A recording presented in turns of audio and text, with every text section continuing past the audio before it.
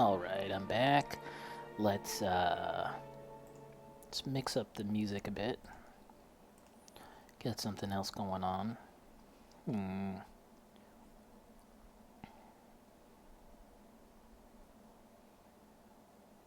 What else we got here?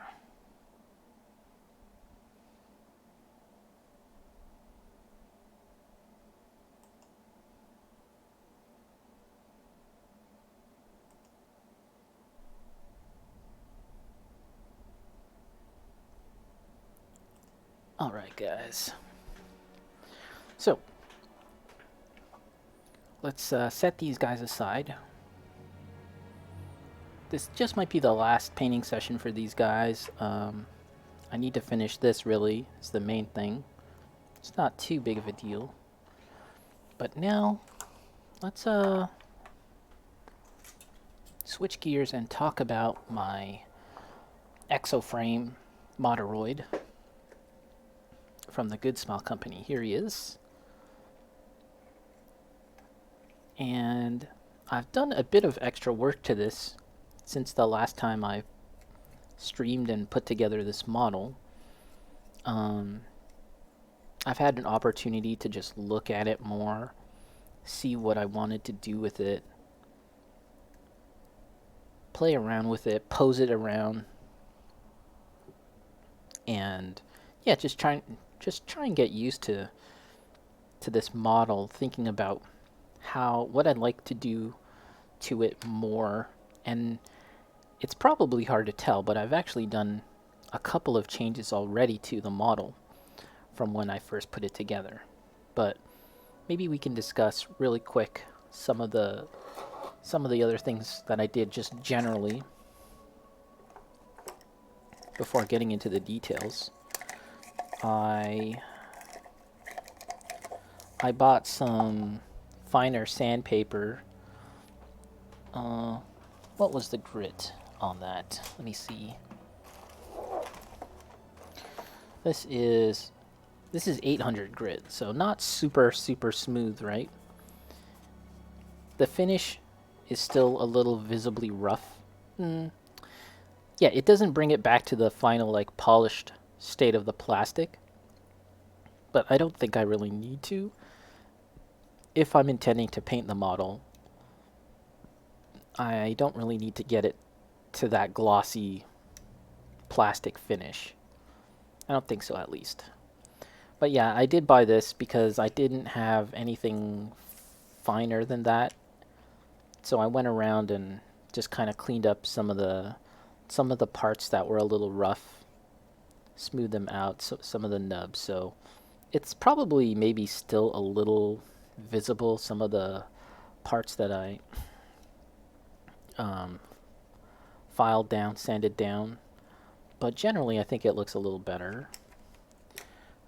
If you look right here, this is an example of that part that was just a plastic nub, really, that was part of the model, and in the instructions in Japanese it tells you to cut it off, so I finally cut it off and I kind of filed it away, sanded it away. Bacon, you might need something like 6,000 to get back to the shiny plastic. Yeah, I went to Canadian Tire and they had, I don't know if they had 6,000. They had some really good stuff, some really fine stuff, but yeah, I didn't really think it was necessary to buy that.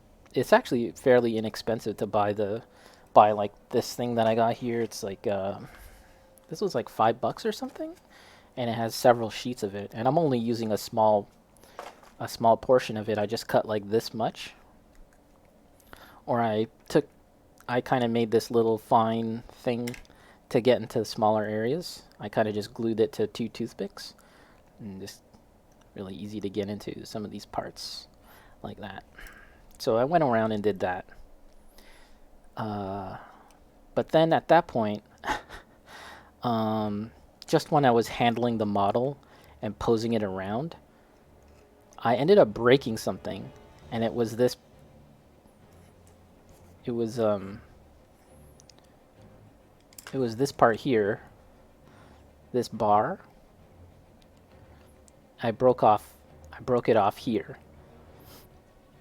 And I actually tried to find the snapped off piece, but I totally couldn't even find it. And what I've replaced it with is a piece of toothpick that I filed down and cut down and just put it right here. And there is a slight gap, but I'll fill it in with something, or I'll maybe add some extra mechanical part that might kind of blend in well with it. I haven't decided yet. But yeah, if you look at it closely, you can kind of tell, but I painted it black so that it would blend in a little better before I get on to really painting the model fully. And I think it looks fine, like, so far. Again, more work to be done, but it's not like super distracting at this point. And also, similarly, this antenna here, I was just looking at the model one time and I was like, wait, it's so small and stubby, like, did it broke off? So again, I just took another toothpick and filed it down like a normal toothpick. Like, this is the thickness of the toothpick that I use, right? So I shaved it down and kind of sanded it down to make it like much smaller in diameter, and stuck it in there, and again painted it black so it kind of blends in a bit better. But when I was watching some of the footage of the past builds of this model, I noticed that it was always kind of stubby, the antenna. Like, it was up to here. So that kind of made me think maybe it was always stubby and it never really broke off. It just was stubby. But anyways, now it's a little bigger. That's fine. A little bigger antenna. That's cool. Not a big issue. And then we kind of get into some of the more bigger adjustments that I made with this model. Here's our little container filled with extra parts. And we can talk about this real quick. If you look here, and maybe what I can do is get some comparison pictures, and I'll post that up on YouTube later, or maybe on my Instagram. This is a piece of leg armor, thigh armor, that I added on. Wasn't here originally. And I think that if you just look at the model now, it kind of looks a little more protected, I guess. Now that it has thigh armor and shin armor. And yeah, these are, this piece and this piece was actually just one extra part to the model. It's kind of like it was this, essentially. This part here, which goes right here. I don't know if you want to call this the head or like the mouth or something. This goes right here. And they give you an extra part because it's intended to be a like captain variation for this model. You can kind of choose the parts that you want to make as if it's like a standard generic version or the captain version. And after looking at the model for a while, I decided to use the generic part rather than the captain part. The captain part has a piece of tread. Imagine tank tread or like your watch. Like, it kind of has that kind of like look of like your watch kind of thing, drooping down from here. But the more I looked at it, I kind of didn't like that. I kind of like the profile of the model without that weird tank tread link thing. So I took this piece, and again, it's the same looking piece, it just has an extra tank thing right here. So I took this piece and cut it in half, and I just used clippers and just went in, cut. And then I had to get rid of all this extra stuff in the center here. There's a lot of extra plastic. Just cut away at that. Really get in there. Once, you know, it's one of those things where before you start, you're kind of like, am I doing this? Is this happening? Because, you know, there's no turning back once I cut this thing. I mean, it's an extra piece, so it's not a big deal, but still I had that moment of hesitation. But once you kind of make that cut, you're really committed. And so I just started cutting away after that, and oops. And So imagine this is cut in half. This extra part here, gone, gone. And now we have this. Like if you look at the side, this is what this is right here. If you can see, this is it. This is the same. But I've gone in and changed the angle and the profile here. Again, cutting with clippers and filing down and using a knife as well to kind of get this shape that I wanted, right? So effectively following this kind of general shape but making it more pronounced and then squaring it off here, getting rid of these details, right? And then you end up with this, and it kind of wraps around the thigh a bit more around here, which is good. And I chose this kind of shape because it echoes this, right? This is an official part of the model. And I wanted that shape to be kind of echoed here somewhat to some degree. So that's what I did there. And yeah, that just took a lot of cutting. And yeah, I ended up gluing that on, and I think it looks pretty nice, just as an extra piece of armor. The only thing that I'd like to do, and I'm not really sure how I'm going to go about doing it, is if you look here, there's like these rivets, these studs, 1, 2, 3, right here, and I'd like to do that for this as well, have like some studs, but I really don't know how to do this because it's such a small detail. It's like it's barely raised from the model. So I don't think I can sculpt that. And I don't think I can cut anything that small and microscopic and then glue it on. So this might be a detail that I end up painting on. Or maybe I can I don't know. Yeah, I don't really know how to get a similar kind of detail at that level of how tiny it is. I don't think I can do that. So I might just end up painting it or just not really doing anything with that. So that's the thigh. And speaking of this head here, I call it a head. I actually don't know if it's supposed to be a head or not. There's supposed to be, see this gray thing here? You're supposed to put this little piece of luggage right here, like that. There's a hole. You can see the hole on the other side. It just goes in right there. And then it rests, and then you put it here, and it just looks like that. But it didn't really sit well with me to have this piece of this piece of baggage or whatever just there. It just seemed kind of awkward. So I took that out, and I used can I show it? I basically used one of these tabs. You know, the tabs that tell you what the sprue is? This is B, right? The frame. I basically just took that, shaved it down.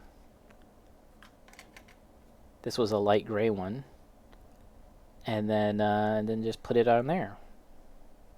And I tried to kind of bevel it out and get like a slight angle on the corners, a roundedness to the corners. And there you go. I think that ended up looking a little nicer, a little more sleek compared to just adding a piece of baggage there. I don't know. It just seemed weird to me. Like, how was the suit supposed to access that? Or was like the pilot supposed to get it from here? It just seemed weird to me to put it there.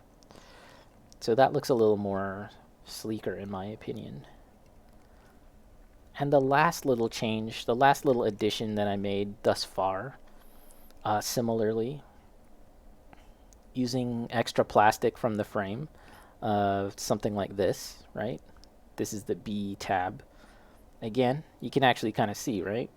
It's this part here.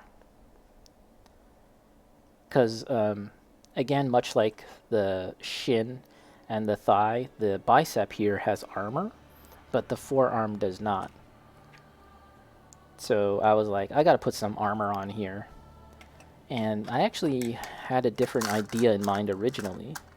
If I take a look here,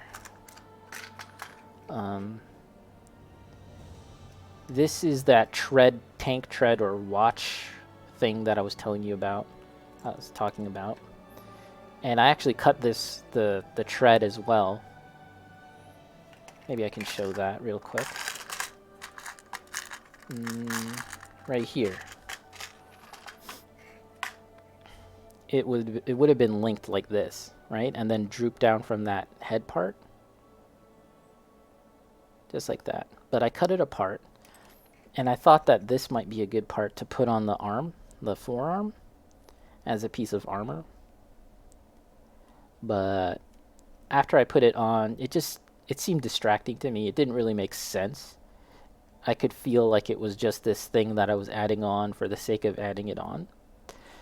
And this solution here looks a little more integrated. It looks a little more like it makes sense for the model. And again, this was just filing down, and getting it to the right shape that I liked and cutting it. And also, even the forearm itself needed to be filed down because there was some ridge detail and stuff that needed to be smooth to make it sit flush. And I think that looks a little nicer now. Again, these are very subtle changes that would probably go unnoticed if I didn't mention it. But I think it makes the model feel a little more robust, I guess. Is that the right way of putting it? Feels like he's a little more battle ready. And yeah, I should mention there's a flap here that goes right here, but I didn't add that on because it's a little loose, this part here. And I was trying to examine why it is loose, and I tried to address it, but yeah, thus far I haven't found a way to make it a really nice rigid connection like this is. It just ends up being loose, and ultimately I'll probably end up gluing it, but for now we'll just leave it like that. And speaking of making things sit flush, I had to do a number of passes with the file for this general area to make this head kind of close and kind of snap shut. I was constantly sort of opening it and closing it and trying to check where were things kind of not properly sitting and connecting properly to make a nice satisfying closure. Because, and again, I was watching Zaku Aurelius's review of this model or a similar model from the range, and the head would always, this hatch would always constantly pop up and pop, like close and then pop up, because there's like too tight of a connection or something somewhere, too much friction. So I just did a bit of sanding and observing where the parts fall to make sure that it kind of opens and closes a little nicer. And now it does, so that's good. So yeah, that is, at this point, all of the little changes that I've made, and there could be more, but at the end of the day, this isn't like a huge model, and I don't want to do too much to it. You know, it kind of is what it is, and I want to get to painting it too. So, which is going to be a whole other topic of discussion. But that is where we are with that. And the last thing I'll mention at the moment for now is that I was looking at how to make a sword, because I felt like this model needed some kind of melee weapon. I don't think a sword is going to be appropriate for the style of this model, but maybe a knife of some kind. And again, I ended up hacking up some of the extra pieces from this model to kind of get an idea and look at the shapes of the extra pieces from that I got to see what I could make to make a knife or a sword. And I haven't fully found a solution yet, but these parts here that you're looking at, let me just put them right here. These parts here are actually from the rider seat. This is the pilot, one of the pilot options, and she sits in this seat, but I've since cut it apart. And again, I was just looking at, this is the steering column, right? She kind of just holds it like this. But I thought maybe this could be sort of like the hilt or the handle for a knife or a sword, right? If you look at this arm, maybe we can just take off the arm. It would kind of go like this somehow in his hand. And yeah, I'm just kind of playing around with the idea. Or maybe they hold it like reverse edge like this. And I haven't really settled on anything at this point, but just kind of getting an idea for what's possible, right? And again, this is more parts from the seat. And this kind of looks like a sword, right? Like the hilt or whatever they call it from a sword. And maybe we could attach it somewhere like this. Flatten this out more. Something like that. And then we would have to find a large piece of plastic, possibly from the frame itself. Again, we'll rummage through our parts here.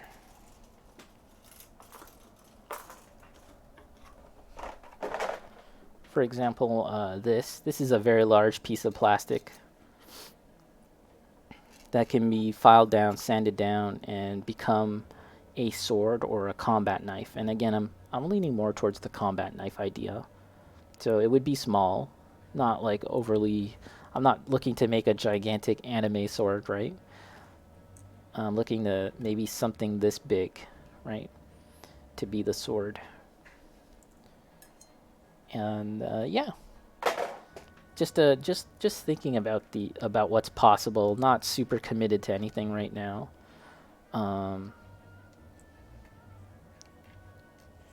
And we'll see what I can make, because I do think he needs one close combat weapon. I also kind of want to. Here's some more extra pieces that I have that could become something. These are the feet. This is the captain feet option. There's another. This is like a shoulder piece of armor. Yeah. Another hand option there. And I also have the option of looking beyond the model kit itself and seeing what's possible with some of my extra Warhammer stuff. Night Trap, should I change the category? That's okay. No, you don't have to, because I'm going to go back to painting miniatures pretty soon. Thanks for the offer anyways. So yeah, those are the options. And I have yeah, so I don't think I want to use this, but I was considering from this sniper sprue or the scouts for Warhammer. There's some guns here. Maybe use the barrel of this gun for an extra gun, but like I said, I don't think I need to make more guns for this guy. More guns would be nice, but the main thing is I want to make a extra knife, a close combat option. So that's where we are at with this model. So the last few things I want to talk about with this guy is that I've been also thinking about how I want to color the model. And I took some photos of it and brought it into Photoshop and used color correction and color replacement to color these parts digitally, just to get an idea of what I want to do. I started to do that, mess around. When it comes to painting or coloring things on the computer, you can constantly go back and change things, and so it can be kind of like an endless loop, an endless cycle of making things one way and then taking it back, making things another way and taking it back. So I need to kind of rein it in when I'm working on this and really focus on a simplistic color scheme, something similar to this but different as well. And I've been referring to Maschenkrieger or or MAK, which is a very old line of Japanese robot model kits. And very similar to this, they have a very industrial, rough kind of look. That's why I was looking at those models and just getting some visual ideas on what I'd like to do for this based off of that line of models. So for anyone watching now or in the future, that's kind of where where my headspace has been, as far as like where I want to take this model in terms of painting. And similarly, I've been thinking about a diorama for this model. Do I have my notes here for this? I don't think I have my sketchbook handy at the moment. Oh, I think it's right here. Unfortunately, it's anytime I do sketches, it's always very rough and very small. And just right here, I've kind of roughed out what I want to do. Maybe I can actually draw it a little bigger, just to give you guys a vague idea of what I want to do for this model. Let's get some. Let's get a pen out. So yeah, I do want to get a diorama going for this. I can show you my initial plans thus far, and then we can move on to something else. So if we imagine that this is the model, it's just going to show up on screen. I think it's too light. I should use something darker. See if this is going to work.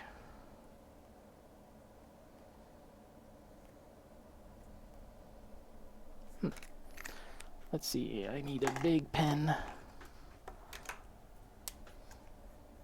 Okay, this is the biggest I've got. So imagine this is the model. I'm not going to draw this super well.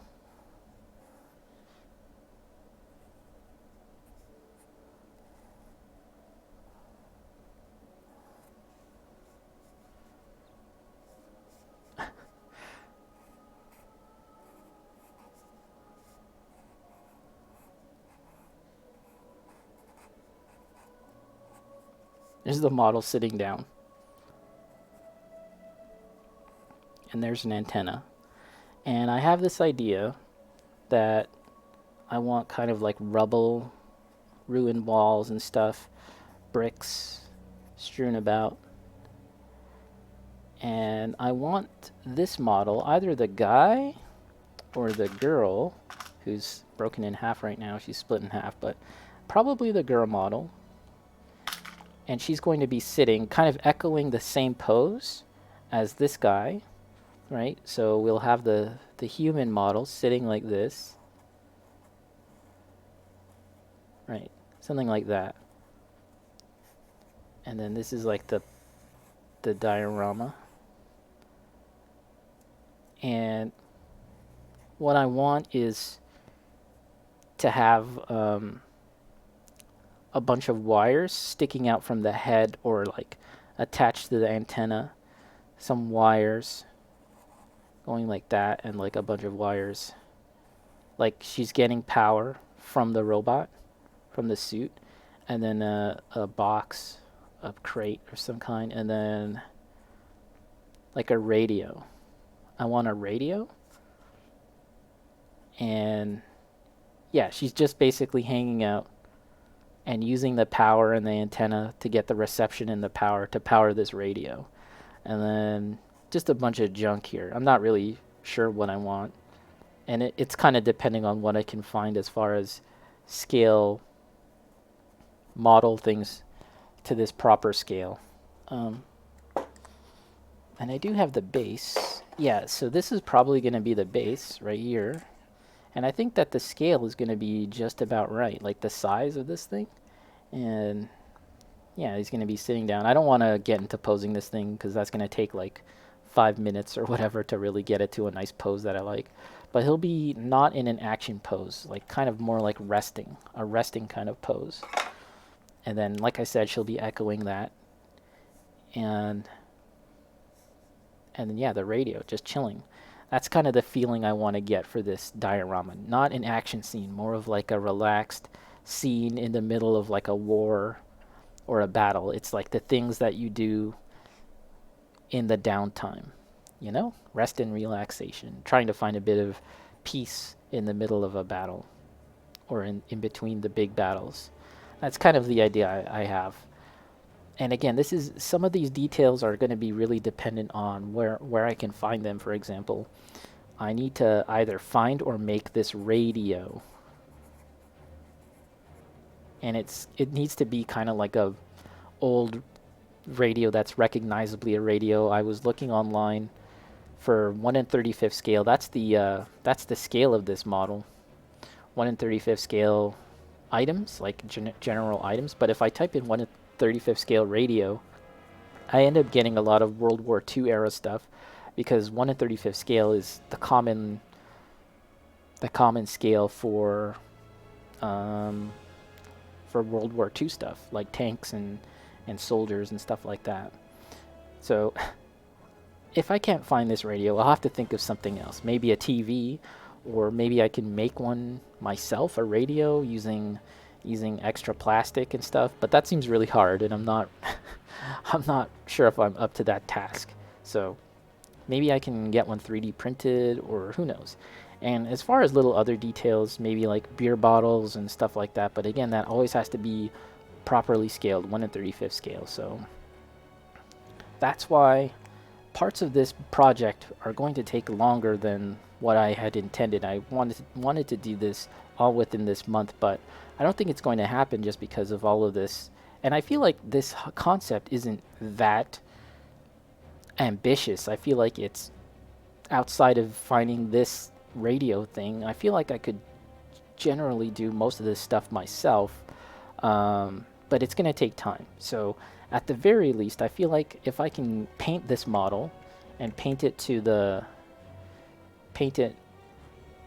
the color scheme that I want and paint it so that it's going to be situated nicely within this diorama, if I can get that done this month, that'll be a win for me. So that's the plan thus far for this model. So yeah, what do you think about making dioramas? Have you made a diorama before? Let me know in the comments below. All right.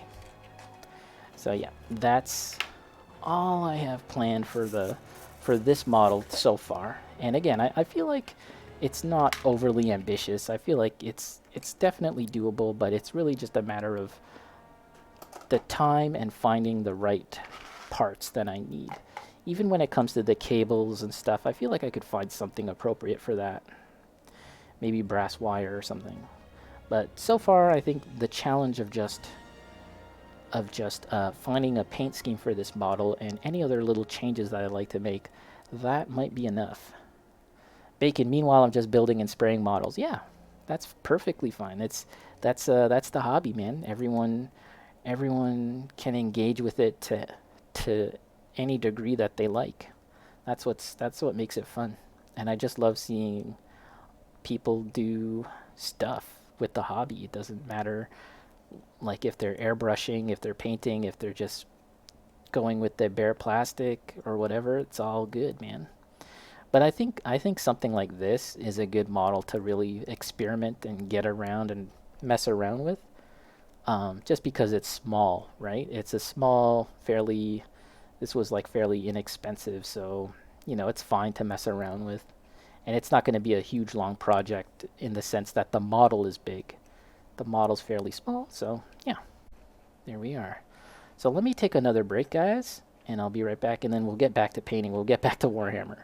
All right, BRB.